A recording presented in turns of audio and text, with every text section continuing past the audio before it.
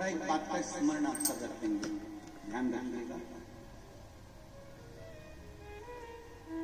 साल भर में वैसे तो हम भी प्रयास करते हैं कि साल में एक बार कम से कम आप लोग पार्थिव शिवलिंग का निर्माण अवश्य करें। वैसे तो हम लोग भी ध्यान रखते हैं, कई बार ऑनलाइन शिवलिंग का निर्माण करवाते हैं जिससे पूजन कर सके और पार्थिव शिवलिंग घर में बन सके। पर यहाँ शिव महापुराण की कथा कर रही है कि भगवान विष्णु मणिकर्णिका के घाट पर गंगा की बालू रेत का पार्थिव शिवलिंग का निर्माण कर रहे।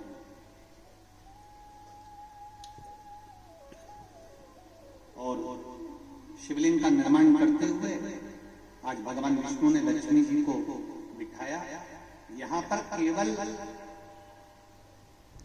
लक्ष्मी जी का एक स्वरूप भगवान विष्णु के साथ में नहीं विराजा, मेरे नारायण के साथ में नहीं। यहाँ लक्ष्मी जी के 8 स्वरूप मणिकर्णिका के घाट पर भगवान नारायण के साथ में लक्ष्मी जी के विराजा। कितने स्वरूप बैठे? 8, जिसको हमारे यहाँ अष्टलक्ष्मी भी कहा गया। अष्टलक्ष्मी का विभाव हमारे यहाँ वर्णन किया गया। अब भगवान लक्ष्मी जी के साथ में विराजमान होकर पार्थिव शिवलिंग का निर्माण करते हैं। एक लक्ष्मी, संतान लक्ष्मी, वैभव लक्ष्मी, धान्य लक्ष्मी, आरोग्य लक्ष्मी, ये सब विराजमान होती जाती है, पूजन करती जाती है, विराजित होती जाती है। एक बात यहां हमें स्वीकार करना है कि जब भी पार्थिव शिवलिंग का पूजन अपने घर में होता है, कोई विद्वान ब्राह्मण आकर हमारे यहाँ शिवलिंग का पूजन करा रहे हैं, अभिषेक करा रहे हैं।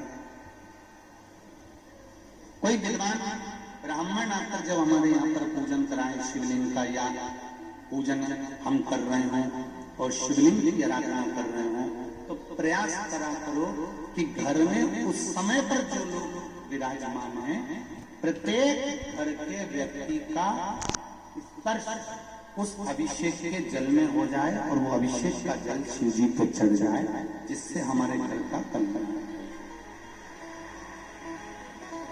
प्रयास करो।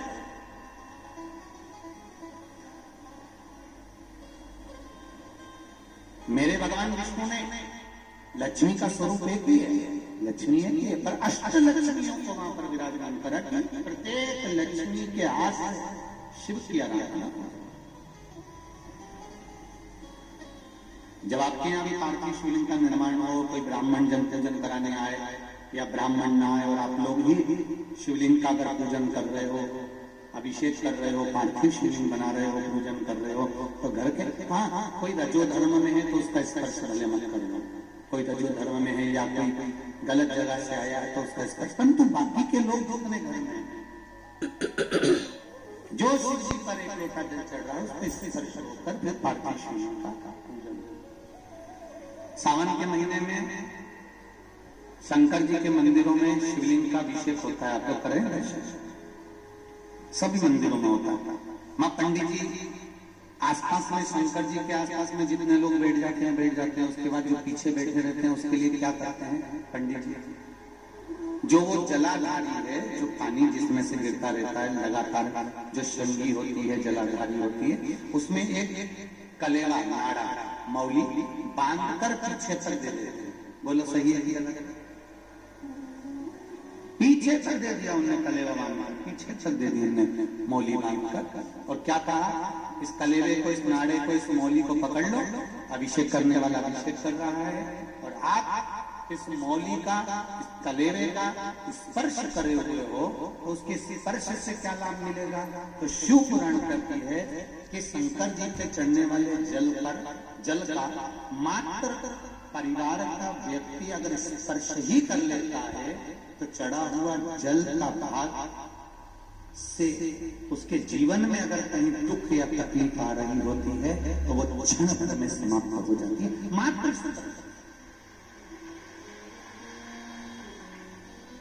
मैंने तेरे ओ बाबा तेरे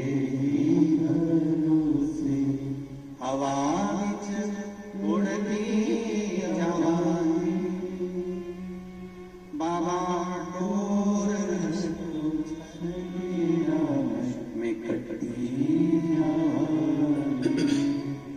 भोले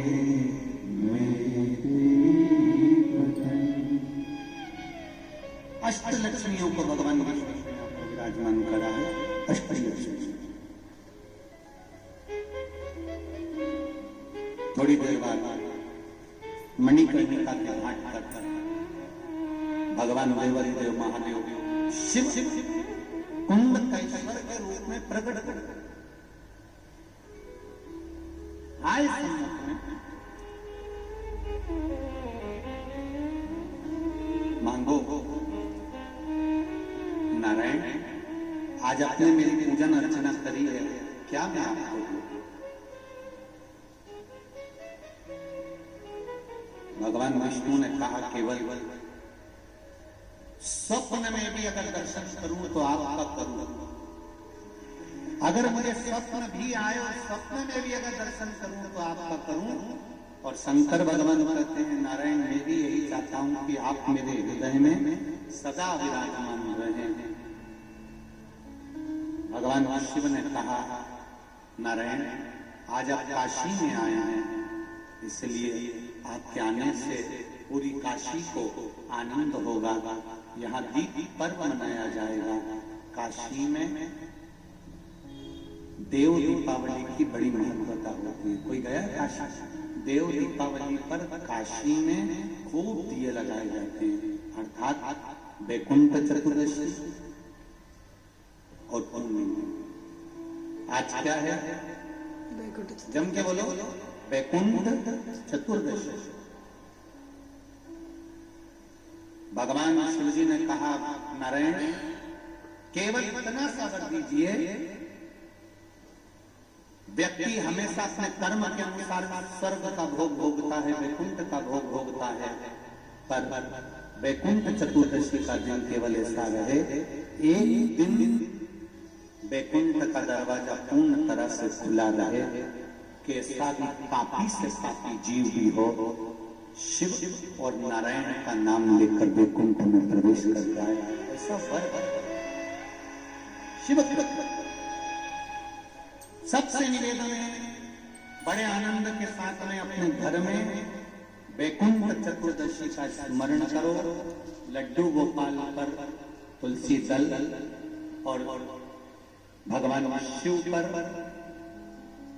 बेलपत्री चढ़ाकर थोड़ी देर रखने के बाद में जब रात्रि का समय हो, अगर ज्यादा रात तक नहीं जग सको 10-11 बजे तक तो 9 बजे भी कर दोगे चल जाएगा।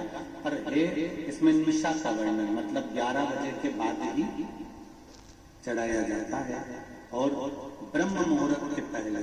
वैसे तो रात्रि के समय चढ़ाया लगभग आधा घंटा पौन घंटा चढ़े रहने दो, उसके बाद में आपको बेलपत्री जो आपने चढ़ाई है, ठाकुर जी को तुलसी, भोलेनाथ जी को बेलपत्र, रात्रि को आधे घंटे के लिए हरिहर मिलन जब कराओ, एक घी का दिया लगा दीजिए, भगवान को विनती करो, श्रीमन नारायण का जाप करो, फिर श्री शिवाय नमस्तुभ्यं या ओम नमः शिवाय का जाप करो या महामृत्युंजय का जाप करो, पंचाक्षर षडाक्षर मंत्र का जाप कर तुलसी दल उठाकर भगवान शिव को जब चढ़ाओ, तब श्रीमन नारायण या ओम नमो भगवते वासुदेवाय राम नाम कृष्ण नाम का जाप कर शिव जी को समर्पित कर दो।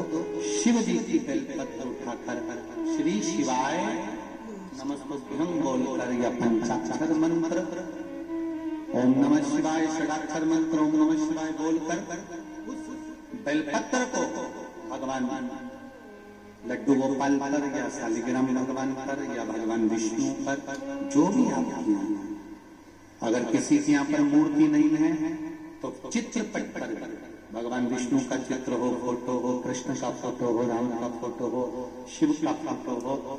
जरूरी नहीं कि आपके यहाँ अगर मूर्ति नहीं है तो आप मूर्ति खरीदने बाजार चले जाओ।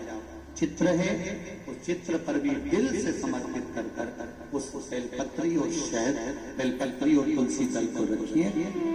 अगर साल भर वैसे ही रखना है किसी कार्य के लिए तो वैसे रखो, और अगर बच्चों के लिए तैयार कर रहे हो तो उसको शहद में डाल कर बच्चों को अवश्य उसको चढ़ाना। विद्वत्ता का बुद्धि की आनंद, ऐसी सुंदर हरिहर मिलन है। ये हरिहर शिव महापुराण की कथा भी गांव में चल रही है। भगवान